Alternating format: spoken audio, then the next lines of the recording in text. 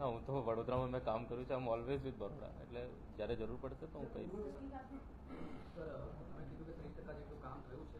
હવે તમારો આજે છેલ્લો દિવસ છે, તમારી ટ્રાન્સફર થઈ ગઈ છે, નવા કમિશનર આવશે, જે પૂરજોશમાં જે ઉત્સાહ સાથે આપ દોડી રહ્યા હતા, એ કામ તમને લાગે છે કે 100 દિવસના ટાર્ગેટમાં પૂરું થઈ જશે?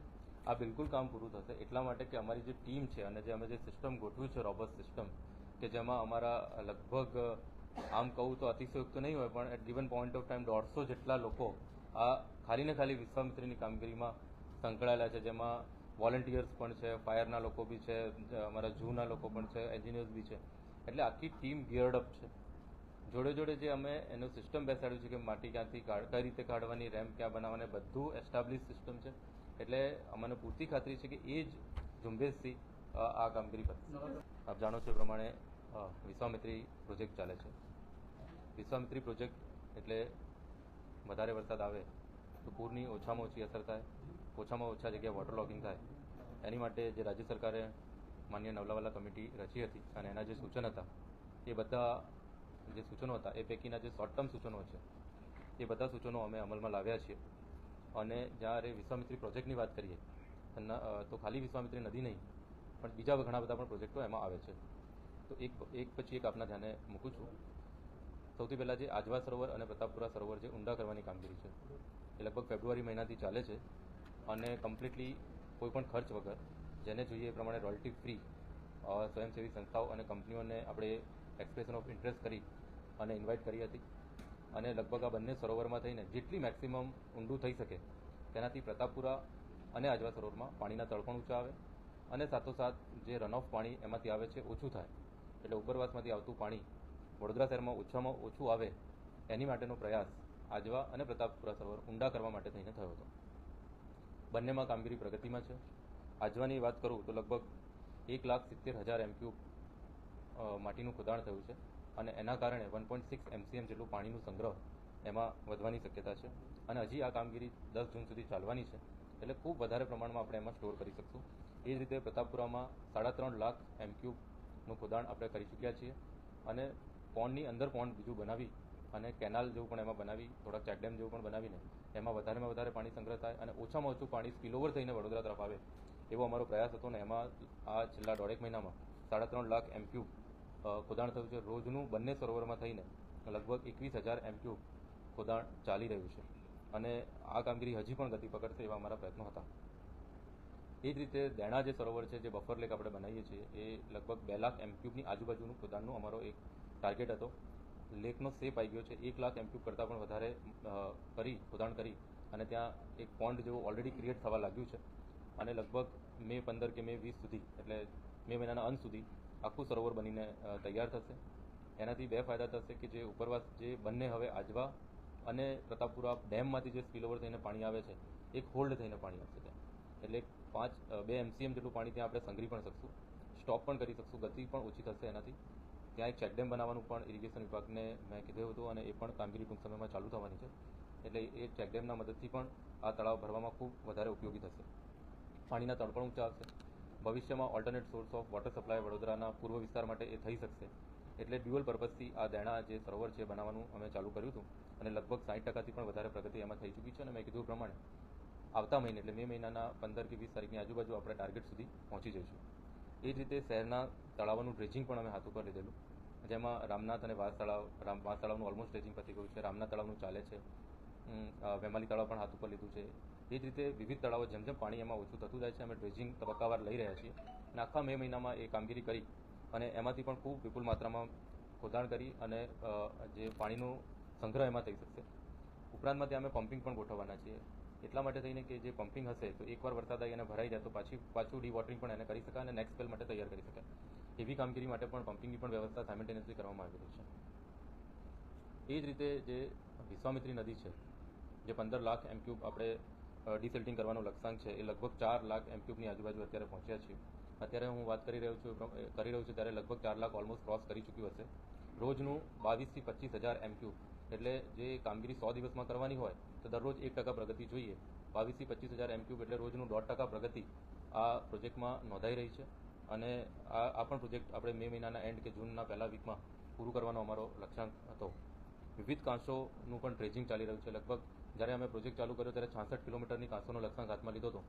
જેમ જેમ અમને સૂચનો પ્રાપ્ત થયા એમ એમ એડ પણ થતા ગયા અને અત્યારે હું એમ કહી શકું કે 100 કિલોમીટર કરતાં પણ વધારે પૂર્વ વિસ્તાર, પશ્ચિમ અને દક્ષિણ ખાસ કરીને જે સિટીની આજુબાજુના વિસ્તાર છે, સિટીની બહારના વિસ્તારો છે, ત્યાં પણ કોર્પોરેશને કામ કરી અને લગભગ 2,21,000 M³ જેટલું ડ્રેજિંગ અને બધું કર્યું છે, કાં સાફ કરી છે અને એ કામગીરી બી લગભગ 60%ની આજુબાજુ પૂરી થઈ છે અને એ કામગીરી બી 15 મે અને 30 મેની વચ્ચે પૂરું કરવાનો નિર્ધાર અમારો છે.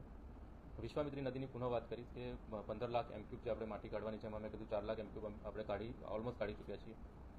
અત્યારે ફક્ત પૂર્વ બેંક ઉપર કામ થાય છે. જે આ પૂર્વ બેંકનું કામ છે, એટલે આ જેનું રાઈટ બેંક અથવા પૂર્વ બેંક કહીએ, રાઈટ બેંકનું જે કામ છે એ લગભગ 15-20 દિવસમાં પૂરું થશે અને પછી લેફ્ટ બેંક ઉપર જઈશું.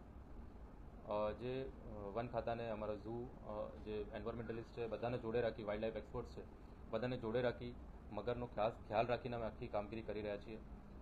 દરેકે દરેક જગ્યાએ રેડ ફ્લેગ જ્યાં જ્યાં મગરનું ડેન છે ત્યાં અમે રાખ્યા છે અને એના કારણે થઈને એમનો ખ્યાલ રાખી એમના બધાની હેલ્પ લઈને આ કામગીરી કરવામાં આવી રહી છે અને આ કામગીરી આપણે જૂનના પહેલા વીકમાં પૂરું કરશું. એમાંથી જે માટી, સલ્ટ, લાકડા ને બધું નીકળે છે એ બધું પણ અમે સ્ટોર કરી રહ્યા છીએ. લાકડા મોટાભાગે આપણા સ્મશાન ગૃહોમાં જમા લઈ રહ્યા છીએ. ઉપરાંતમાં જે પ્લાસ્ટિક આવે છે એ પ્લાસ્ટિક બી આપણો પ્લાસ્ટિક પ્લાન્ટ અટલાદરા છે ત્યાં જાય છે. લગભગ 700 મેટ્રિક ટનથી પણ વધારે પ્લાસ્ટિક આ 1 મહિનાના સમયગાળામાં નીકળ્યું છે અને પ્રોસેસ માટે મોકલ્યું છે. એ જ રીતે જે રોડાછારું આવે છે, લગભગ 15,000 મેટ્રિક ટન જેટલો રોડાછારું કાઢ્યો છે નદીના બેંકમાંથી અને એ પણ આપણા ક્રશર પ્લાન્ટ અને અટલાદરા જાય છે. અમે લોકોને અપીલ પણ કરી હતી અને જાહેરાત બી આપી હતી કે જેને પણ માટી ફ્રી ઓફ કોસ્ટ જોઈએ એ અમારી જોડે લેટર લખશે તો અમે એમના ત્યાં 20 કિલોમીટરની મર્યાદા હશે તો એમના ત્યાં પણ અમે મૂકી આવશું માટી. અને એ જ રીતે ઘણા લોકોએ પણ અમને રિક્વેસ્ટ કરી હતી અને અમે માટી એમના સુધી પહોંચાડી છે. અને ઘણી બધી માટી જે છે એ અટલાદરા અને જે ટ્રાન્સપોર્ટ નગર છે ગોલ્ડન ચોકડી જોડે એમાં ઠલવાઈ રહી છે. એટલે પુનઃ આપના માધ્યમથી બધા લોકોને કહું છું કે કોઈને પણ માટીની જરૂર હોય તો અમને લેટર લખે તો અમે માટી 20 કિલોમીટરની મર્યાદામાં હશે તેના ઘર સુધી પણ પહોંચાડશું. ઉપરાંતમાં જે તળાવો છે એના જે આઉટલેટ બનાવવાના છે એની કામગીરી બી ગતિમાં છે. એટલે એવા લગભગ 10 તળાવો અમે આઈડેન્ટિફાઈ કર્યા છે, એની કામગીરી પણ ગતિમાં છે. એટલે તળાવ ઉભરાય પહેલાં એનું આઉટલેટ હોય તો પાણી એને ડાયવર્ટ કરી શકાય, રેનવોટર જે અમારી કાંસો છે એમાં ડાયવર્ટ કરી શકાય અથવા વિશ્વામિત્રીમાં ડાયવર્ટ કરી શકાય. એને માટે થઈને એની આઉટલેટ બનાવવાની કામગીરી બી પ્રગતિમાં છે. રેન વોટર જે હાર્વેસ્ટિંગ સ્ટ્રક્ચર છે એ લગભગ 500 થી 600ની વચ્ચે અમે બનાવવાના છીએ અને લોકફાળો અને જે 70-20-10ની સ્કીમ છે એમાં લઈને એમાં પણ વધારો કરશું. એ બધી કામગીરી પણ ગતિમાં છે. લગભગ 450 નાના અને 150 મોટા એમાં એટલે 600 જેટલા અમે ટાર્ગેટેડ કર્યા છે. એમાં 491માં કામગીરી ચાલે છે. બોરવેલ બનાવવાની કામગીરી લગભગ 70% પતી ગઈ છે અને એના પછી એની સિવિલ વર્કની કામગીરી ગતિમાં છે. એટલે આજે અમે જે બધા પ્રોજેક્ટો લીધા છે, વિશ્વામિત્રી નદીનું ડિસિલ્ટિંગ, પ્રતાપપુરા આજવા સરોવરનું ખોદાણ, દેણા મુકામે નવું સરોવર, 100 કિલોમીટરથી પણ વધારે કાંસોની સફાઈ, એનું ક્લિનિંગ, એનું ડ્રેજિંગ, એ બધું, તળાવો શહેરના ઊંડા કરવાનું, એના આઉટલેટ બનાવવાનું, એને રિવોટરિંગ કરવાનું જ્યારે જરૂર પડે ત્યારે, અને એમાંથી જે પ્રોડક્ટ આવે છે એનો સાર્થક ઉપયોગ કરવાનો, એ બધી કામગીરી અત્યારે પ્રગતિમાં છે. અને ઓવરઓલ આમ જોવા જઈએ તો લગભગ આ બધું ભેગું કરું તો 14 લાખ M³ આજુબાજુ અત્યારે આપણે ખોદાણ થયું છે. રાજ્ય સરકારે સુજલામ સુફલામ પણ અમલમાં મૂક્યું છે. એટલે એને પણ આમાં જોડી અને આ પ્રોજેક્ટને આધારે એમાં જોડી અને અમે વધારે સારું આમાં કર્યું છે. અમારી ટીમ સક્ષમ છે. આજે મારો કોર્પોરેશનનો છેલ્લો દિવસ છે એટલે મને એમ હતું કે આપ જોડે વાત કરું અને જેટલી કામગીરી 1.5 મહિનામાં અમે કરી રહ્યા છીએ એ આપની સામે, આપના માધ્યમથી આપની સામે પણ મૂકું અને લોકો સુધી પણ આ માહિતી પહોંચાડું કે આ કામગીરી પ્રગતિમાં છે. લગભગ ઓવરઓલ જો વાત કરું તો છેલ્લા 1-1.5 મહિનામાં જ હોળીની રજા પણ આવી અને ઘણા કામો પહેલાં ચાલુ થયા, ઘણા પછી ચાલુ થયા. પણ એકાદ મહિનાનું વાત કરીએ તો એકાદ મહિનામાં લગભગ 30% જેટલી પ્રગતિ ઓવરઓલ બધા કામોમાં નોંધાઈ છે. કોઈ 50-60% છે, કોઈ 25% પર છે, કોઈ 50% પર છે. એટલે એવરેજ 30 થી 35% પ્રગતિ કહી શકાય એવું કામ છે. અને આ આખો એપ્રિલ મહિનો અને મે મહિનો અને જૂનની 10 તારીખ સુધી આ કામ કરવામાં આવશે. અને જે અમે નિર્ધાર કર્યો છે 100 દિવસમાં પૂરું કરવાનું, એ અમારી ટીમ જે સિટી એન્જિનિયર શ્રી અને ધાર્મિકને બધા છે એ લોકો સતત લાગે છે. જરૂર પડશે તો રાત્રે કામગીરી કરીને પણ આ કામગીરી પૂરી કરવામાં આવશે. અત્યારે આપને મેં કીધું કે બધું 30 થી 35% બધા પ્રોજેક્ટો છે. એટલે અત્યારે એઝ સચ કોઈ પડકાર મને લાગતો નથી. બધાનો સહયોગ પ્રાપ્ત થઈ રહ્યો છે. આપ લોકોનો પણ સહયોગ છે. એન્વાયરમેન્ટલિસ્ટ, વાઇલ્ડ લાઈફ એક્સપર્ટ્સ, અમારા અધિકારીઓ બી કામ કરી રહ્યા છે. તો બધા લોકો એક સાથે એક લોક ઝુંબેશ જેવું ચાલી રહ્યું છે. એટલે લગભગ આમાં આપણે સક્સેસ કોર્પોરેશન થશે. સર, તમે કીધું કે 30% જેટલું કામ થયું છે.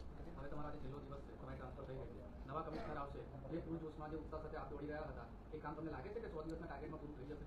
આ બિલકુલ કામ પૂરું થશે. એટલા માટે કે અમારી જે ટીમ છે અને જે અમે જે સિસ્ટમ ગોઠવ્યું છે, રોબસ્ટ સિસ્ટમ, કે જેમાં અમારા લગભગ આમ કહું તો અતિશયોક્ત નહીં હોય પણ at given point of time 150 જેટલા લોકો આ ખાલી ને ખાલી વિશ્વામિત્રીની કામગીરીમાં સંકળાયેલા છે, જેમાં વોલેન્ટિયર્સ પણ છે, ફાયરના લોકો બી છે, અમારા ઝૂના લોકો પણ છે, એન્જિનિયર્સ બી છે.